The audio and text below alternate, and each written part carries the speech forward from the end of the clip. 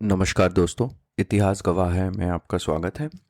पिछले दो एपिसोड्स में हमने राष्ट्रीय आंदोलन में मतलब नेशनल मूवमेंट में the rise of communalism discuss किया और हमने समझा कि कैसे early mid and late 19th century में कुछ ऐसे फैक्टर्स थे जिनके कारण कम्युनलिज्म का नेशनल मूवमेंट में राइज हुआ। फिर हमने 20th सेंचुरी की शुरुआत में कुछ ऐसे एक्शंस, इवेंट्स, फैक्टर्स देखे जिनके कारण कम्युनलिज्म को इंडियन नेशनल मूवमेंट में बढ़ावा मिला। आज हम थोड़ा सा अम, आगे बढ़ेंगे 1909 1914 से थोड़ा सा अब हम आगे बढ़ेंगे। इससे पहले हम थोड़ा सा एक बार रिवाइज कर लेते हैं कि किस तरीके से हमने अभी तक डिस्कशंस किए हैं in the last few episodes when we started discussing about the rise of Indian national movement.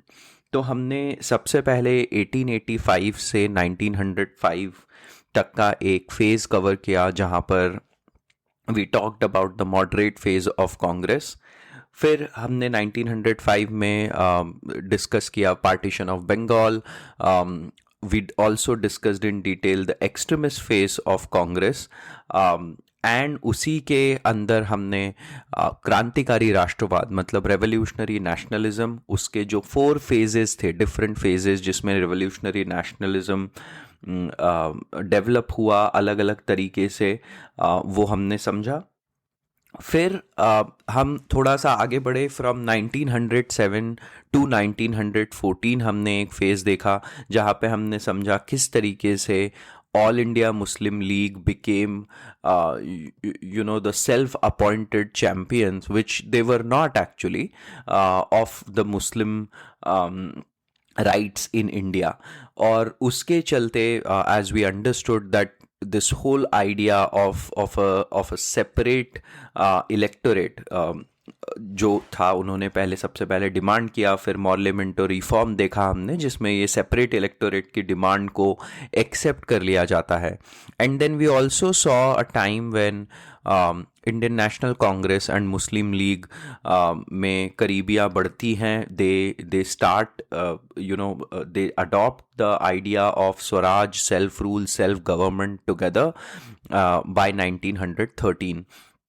And we also talked about the Lucknow pact of 1916 और हमने ये कहा कि the good thing about Lucknow Pact was that the whole idea of Swaraj was adopted, and also like for the first time there was discussion around निर्वाचन मतलब election. But हमने ये भी समझा कि इसका जो एक सबसे बड़ा डाउनसाइड था वो था द एक्सेप्टेंस ऑफ, मतलब यहाँ पर आकर कांग्रेस ने कम्युनलिज्म की रियलिटी को एक तरीके से एक्सेप्ट कर लिया, क्योंकि अलग अलग इलेक्टोरेट अगर हम कर देंगे तो अपने आप ही उसका वहाँ से ही मतलब कम्युनलिज्म क्रिस्टलाइज हो जाएगा इंडियन पॉलिटिक्स में। ये हमने समझा। आज के एपिसोड में हम कवर करेंगे द फर्स्ट वर्ल्ड वॉर का impact. Right, first world war 1914 में स्टार्ट हुआ। तो अब कहने का मतलब ये है 1885 से 1905, 1905 से 1907, फिर 1907 से 1914 तक पहुंचे हम। और आज हम देखेंगे first world war which was 1914 to करीब करीब 1918 और उसका impact on the Indian national movement. इस एपिसोड में हम फर्स्ट वर्ल्ड वॉर पे इतनी चर्चा नहीं करेंगे, पर हम बस यह डिस्कस करेंगे कि किस तरीके से फर्स्ट वर्ल्ड वॉर ने इंडियन नेशनल मूवमेंट को अलग अलग डायरेक्शंस दिए।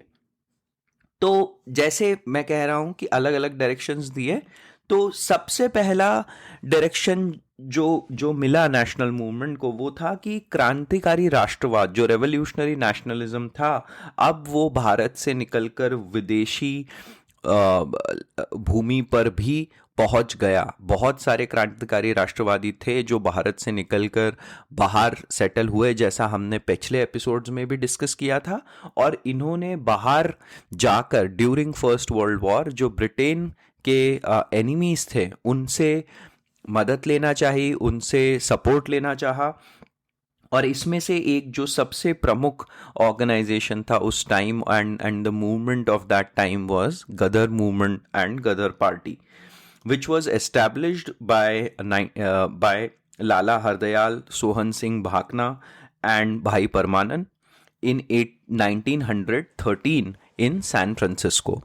तो यहाँ पर एस्टैब्लिश करने का एक सबसे बड़ा रीज़न भी ये था कि यहाँ पर बहुत ज़्यादा रेसिज्म प्रेवलेंट था उस समय इंडियंस के against, specially the Sikh members of the Indian community who had come here in search of पहले तो जॉब्स, और उनको या तो लाया गया था या वो खुद आए थे, और उनके साथ जो सलूक किया जाता था वो इतना अच्छा नहीं था, और उसमें बहुत ज़्यादा ब्रिटिश रेसिज्म, ब्रिटिश नस्लवाद था। और वो और जो इंडिया का जो नेशनल मूवमेंट था, इसी में कंट्रीब्यूट करने के लिए गदर पार्टी की स्थापना की गई।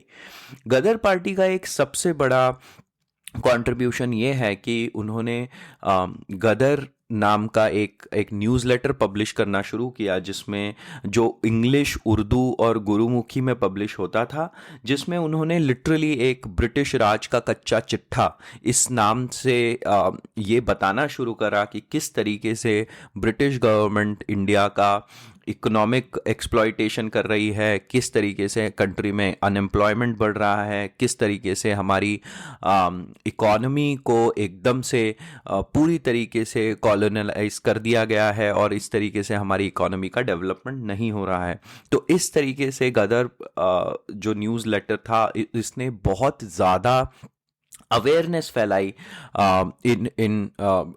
For a lot of people across the country.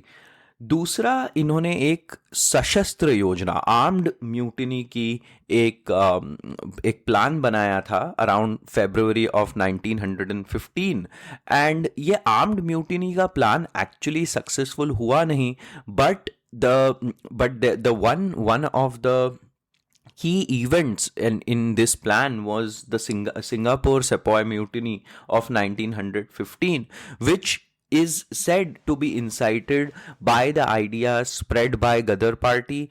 The Sepoys there were inspired to rebel against the British, and this mutiny was of course suppressed.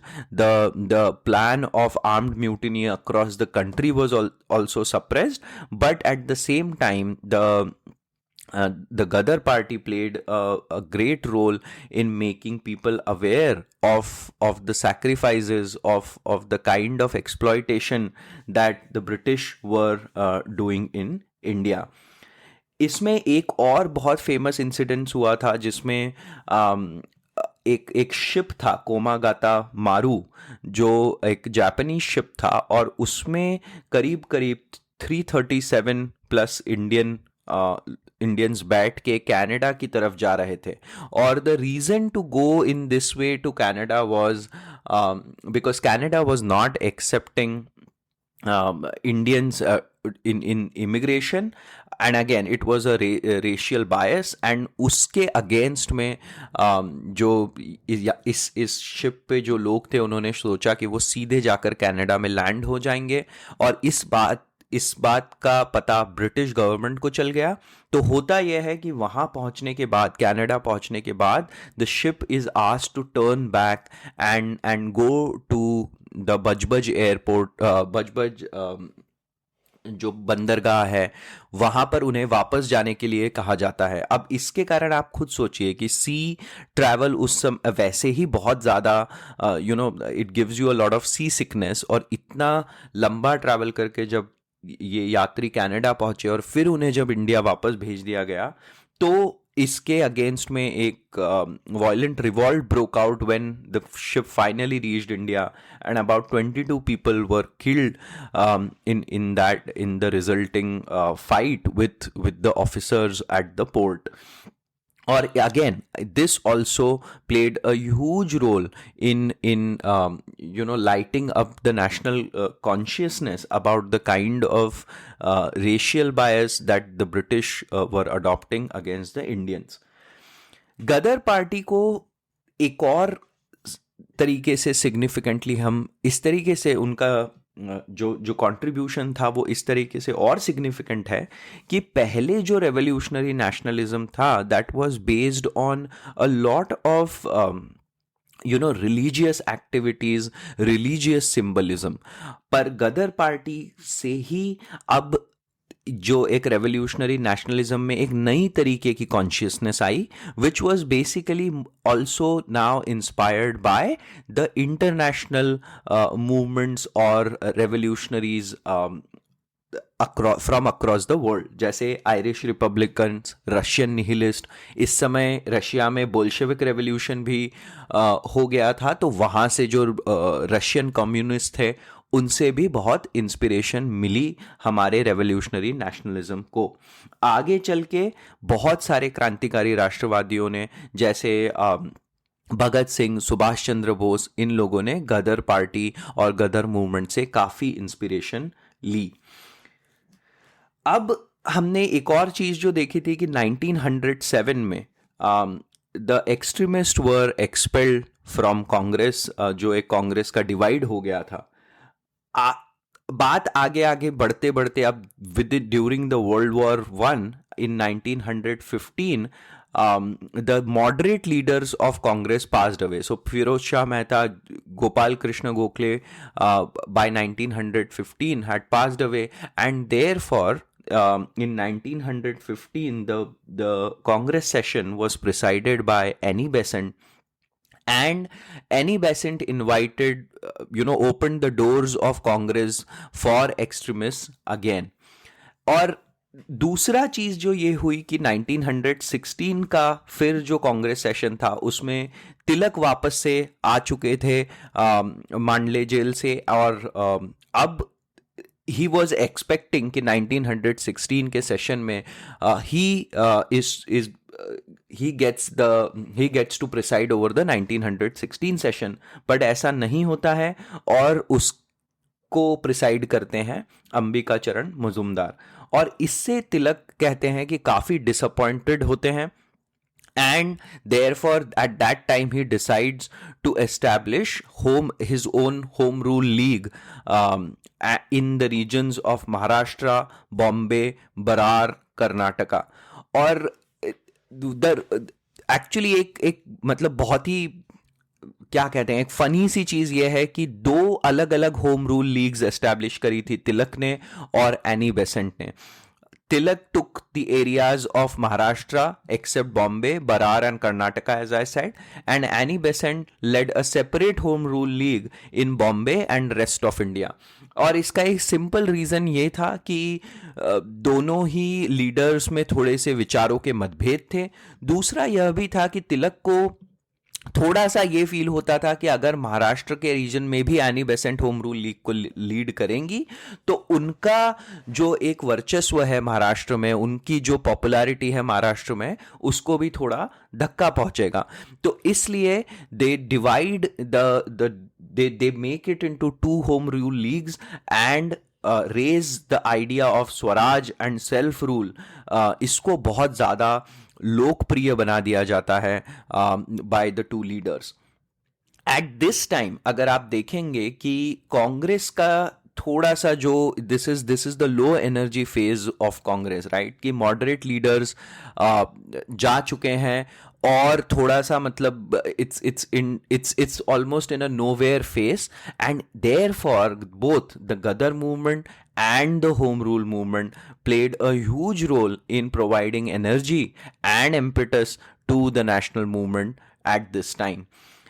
Also भले ही यह जन आंदोलन नहीं था, पीपल्स मूवमेंट नहीं था, भले ही home rule movement, but it led the political infrastructure. Political infrastructure का मतलब क्या है कि द आइडिया, स्वराज के आइडिया को फैलाने के लिए खेत और खलिहानों में प्लेज ऑर्गेनाइज करे गए, नाटिका ऑर्गेनाइज करी गई, स्किट्स ऑर्गेनाइज करे गए, पोस्ट कार्ड्स का उपयोग करा गया लोगों को अवेयर बनाने के लिए। और इससे हुआ यह कि बहुत सारे निचले स्तर पे ऐसे काम हुए जिसके कारण से एक पॉलिटिकल इंफ्रास्ट्रक्चर बन गया जो आगे चलकर गांधी ने भी अपने मूवमेंट्स में यूज़ किया। जैसे निचले लोअर लेवल्स पे कमिटीज़ को फॉर्म किया गया था होम रूल मूवमेंट के समय to spread the idea of swaraj. So all of this led the political infrastructure which later became very very useful for the for the movements by Mahatma Gandhi. Now, the impetus of, as I said, Home Rule League was the inclusion of self rule in the in the India Council Act, and therefore अब world war 1 के समय situation हो ऐसी हो गई थी कि world war 1 Britain ने डेमोक्रेसी को डिफेंड करने के एजेंडा पे लड़ा था, बट ऐसा तो क्लियरली नहीं हो रहा था। एंड देयरफॉर इससे एक चीज यह हुई कि इंडियन नेशनल मूवमेंट के लीडर्स बहुत अवेयर हो गए थे, and that is where they started demanding swaraj, self rule from Britain. और उनको थोड़ा सा प्लेकेट करने के लिए ही आगे चल के Montagu Chelmsford reform, which is also called India councils act of 1919, इसमें पहली बार स्वराज या सेल्फ रूल ऐसा ब्रिटिश गवर्नमेंट का गोल है यह कहा गया था। तो हम फिर से देखते हैं कि जो होम रूल लीग था, होम रूल मूवमेंट था, उसका एक सबसे बड़ा contribution यही रहा कि 1 they provided energy and impetus, and for the first time British accepted the idea of creating self rule in India and you know enabling Indians for self rule। अब हम आते हैं मॉन्टेग्यू चेम्सफोर्ड रिफॉर्म ऑफ 1919, जैसा मैंने कहा ये क्या था। But before we go to Montagu Chelmsford reform, हम थोड़ा सा देख लेते हैं कि कॉन्स्टिट्यूशनल हिस्ट्री क्या रही ब्रिटिश की इंडिया में। और ये हम वापस चलते हैं, हमने पिछले एपिसोड्स में ये सब डिस्कस कर रखा है, बट मैं एक बार फिर से रिवाइज करना चाहता हूं so that you can fit Montagu Chelmsford reform exactly in the series of constitutional reforms, है ना। तो 1773 के रेगुलेटिंग एक्ट से स्टार्ट करते हैं। वहां पर गवर्नर को गवर्नर जनरल बना दिया गया था और एक 4 मेंबर काउंसिल बनाई गई थी जो गवर्नर को हेल्प करेगी डिसीजन मेकिंग में। तो ये पहला स्टेप था where British government starts interfering और controlling the operations of East India company. फिर 1784 का पिट्स इंडिया एक्ट आता है जहां पे एक बोर्ड ऑफ कंट्रोल, मतलब अब ब्रिटिश एडमिनिस्ट्रेशन या ब्रिटिश गवर्नमेंट का कंट्रोल कहीं ज्यादा बढ़ जाता है by establishment of a board of control.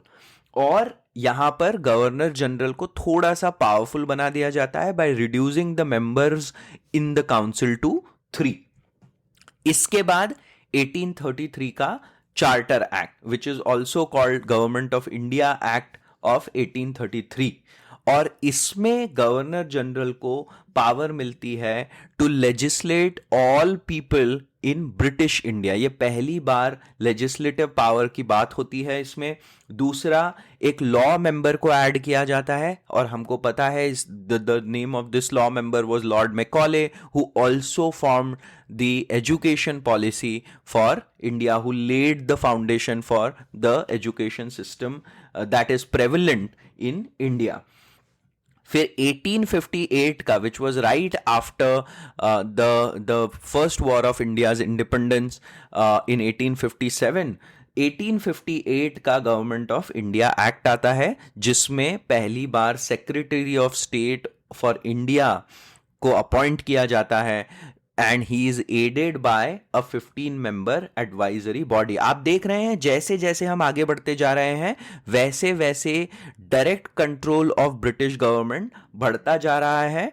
और 1858 के ही एक्ट में पहली बार गवर्नर जनरल को अब वाइसरॉय की उपाधि दी गई। तो अपॉइंटमेंट ऑफ वाइसरॉय और secretary state was the key measures that were taken in the Government of India Act of 1858। उसके बाद 1861 में एक काउंसिल एक्ट पास किया जाता है, और काउंसिल एक्ट में यह कहा जाता है कि एक 6 मेंबर वाइसरॉय काउंसिल होगी। और ये पहली बार ऐसा होता है कि अब 6 मेंबर वाइसरॉय काउंसिल के अपने अपने पोर्टफोलियोज होते हैं। पोर्टफोलियोज मतलब अलग अलग डिपार्टमेंट ये लोग 6 मेंबर अपने अपने बीच में देखने लगते हैं। तो आप देख रहे हैं किस तरीके से ये एक गवर्निंग बॉडी धीरे धीरे अब बनते जा रही है।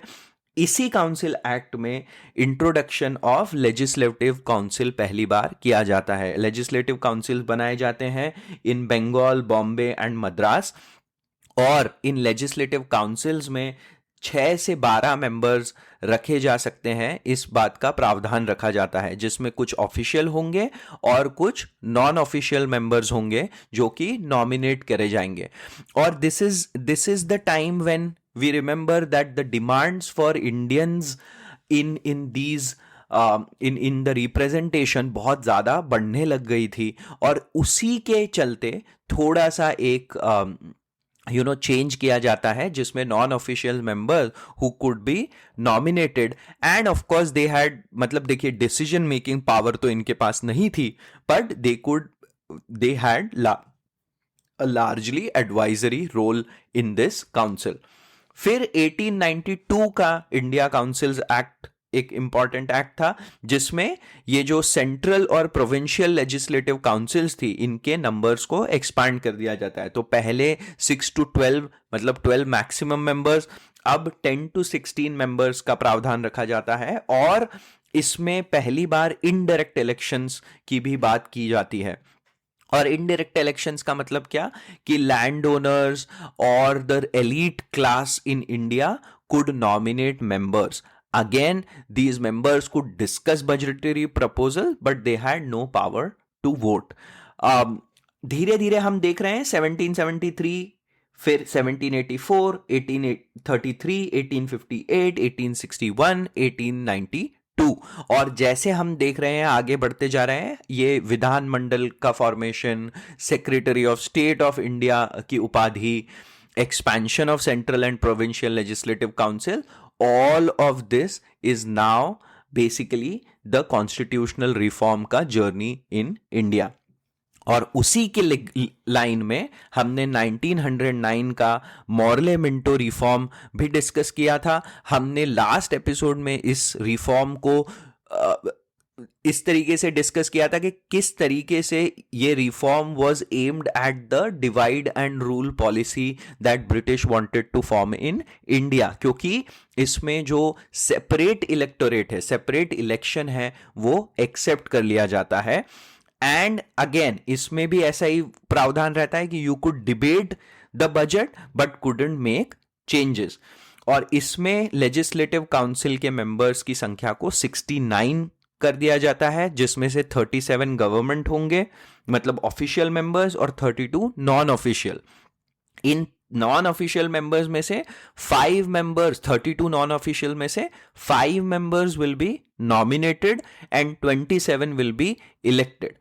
उन 27 में भी हमें पता है कि 14 members are from special interest group, और इसी स्पेशल इंटरेस्ट ग्रुप के 14 मेंबर्स में 8 members are from Muslim community, which will be elected by a separate electorate which is only Muslim electorate. और यहीं पर हमने देखा था कि how it contributed to the idea of crystallize the communalism ka idea in Indian national movement, and this was the card that British played from their side to separate Muslims from the national movement। अब हम finally आते हैं Montagu Chelmsford reform which was India councils act of 1919, और इसमें जैसा हमने कहा पहली बार फर्स्ट वर्ल्ड वॉर के बाद, देखिए फर्स्ट वर्ल्ड वॉर के बाद सिचुएशन ऐसी थी कि Britain was very clear of keeping India as the colony. Britain was very clear of keeping India as वही जो कोहिनूर का जो हीरा है इन द ब्रिटिश क्राउन, उसको रखने के लिए ब्रिटेन बहुत ज्यादा मोटिवेटेड था by this time. And therefore जो ये सेल्फ रूल और स्वराज का जो एक मुद्दा उठाया गया था थ्रू होम रूल मूवमेंट, वो पहली बार उन्होंने काउंसिल एक्ट में भी इसको शामिल किया कि हमारा aim in India is to create self rule, is to promote self rule. और ये जो एक्ट है ये 1919 में आती है, बट इसको पास 20 अगस्त 1917 में ही कर दिया जाता है। और इसमें 2 और चीजें होती है जो वो एक ये है कि पहली बार रिजर्व्ड एंड ट्रांसफर्ड सब्जेक्ट की लिस्ट बनाई जाती है। तो रिजर्व्ड सब्जेक्ट्स कौन कौन से हैं? रिजर्व्ड मतलब जो ब्रिटिश गवर्नमेंट डायरेक्टली अपने हाथ में रखती है, such as law and order, jail management, finance, ये सब वो अपने हाथ में रखते हैं। ट्रांसफर्ड सब्जेक्ट की एक लिस्ट बनाई जाती है जिसमें education, public health, local governance, जो प्रोविंशियल लेजिस्लेटिव काउंसिल के हाथ में दिया जाता है, जहां भारतीयों की संख्या ज्यादा होगी। दूसरा जो चीज होती है, पहली बार बायकैमरल सेंट्रल लेजिस्लेचर लाया जाता है, मतलब एक काउंसिल ऑफ स्टेट बनाई जाती है और एक लेजिस्लेटिव असेंबली बनाई जाती है, upper house and lower house.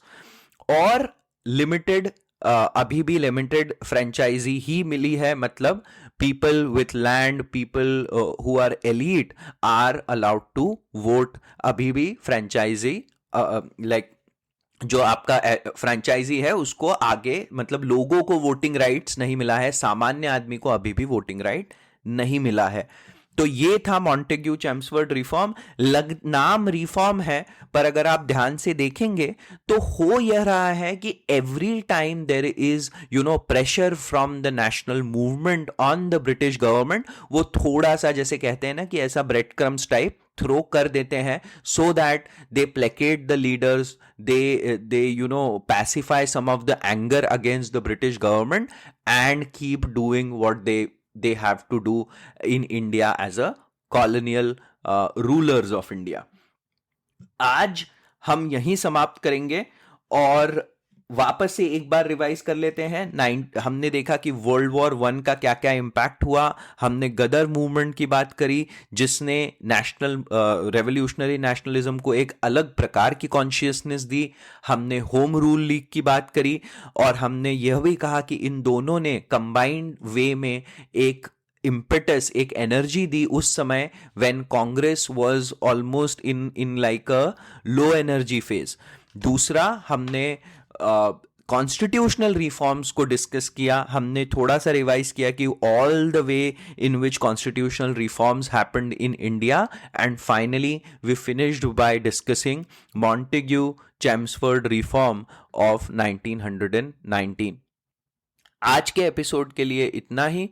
अगले एपिसोड में हम एक बहुत ही वेल डिस्कस्ड और कंट्रोवर्शियल फिगर जिनका नाम है मोहनदास करमचंद गांधी, उनके बारे में डिस्कस करेंगे।